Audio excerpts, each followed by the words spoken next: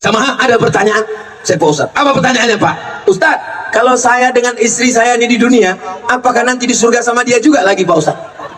Iyalah, saya bilang. Sama siapa lagi? Alah Pak Ustadz.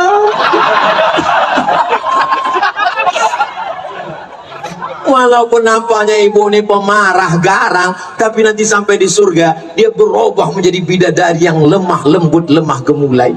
Sampai nyamuk pun tak mati dipukulnya Pak. Saking kan lemah lembutnya. Iya kan Bu? Seandainya Bapak ini meninggal, mau Ibu ikut? Jelas Pak? Jelas? Kurang jelas? Kalau Bapak ini mati, mau Ibu ikut? Jelas? Jangan kalian sangka mereka nanti ikut. Walaupun katanya, abang sehidup semati. Maksudnya aku hidup kau mati. Tapi yang dekat sound system kaget semua.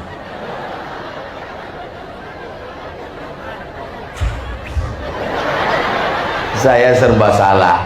Mau ngomong pelan-pelan nanti yang ngantuk makin. Kau dengar tadi Ustaz Somad ceramah? Entah kadang-kadang kulihat dia 3, kadang-kadang 2, kadang-kadang bentuknya macam batang sawit. Di mana orang-orang itu bukannya berserah sama Allah, tapi malah ke dukun gitu, cari pada shortcut. masa Renaissance, abad ke-15, kebangkitan Eropa, karena kekuasaan raja-raja yang begitu hebat, maka muncullah demokrasi. Karena laki-laki begitu super power, maka muncullah gerakan feminisme. Dan orang lupa bahwa di abad 15 di Eropa itu, di antara gerakan Renaissance adalah menangkap dukun-dukun. Semua dukun-dukun itu dibakar. Jauh sebelum itu, pada masa setelah Nabi Muhammad meninggal, digantikan oleh Abu Bakar Siddiq sebagai pemimpin. Abu Bakar 2 tahun digantikan oleh Umar. Pada masa Umar diadakan razia dukun.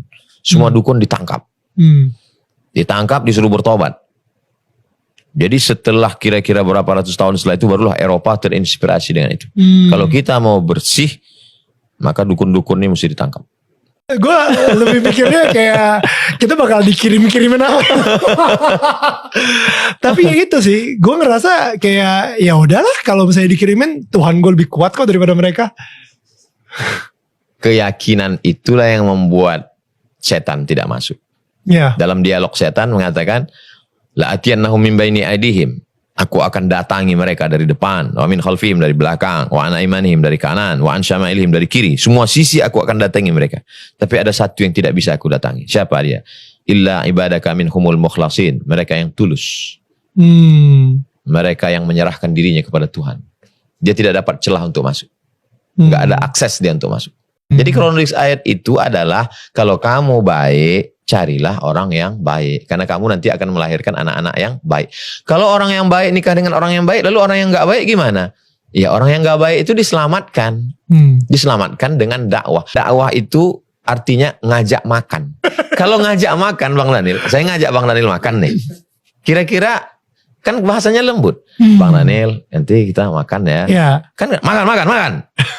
Ini bukan dakwah. Jadi kalau ada orang yang gak baik, ya diajak jadi baik. Karena niatnya kan bukan kebencian, kasih sayang, ingin menyelamatkan. Masa masuk surga sendirian? Surga itu sepi, nggak ada lo, nggak rame. Nggak rame gitu. Jadi prinsipnya itu nggak egois.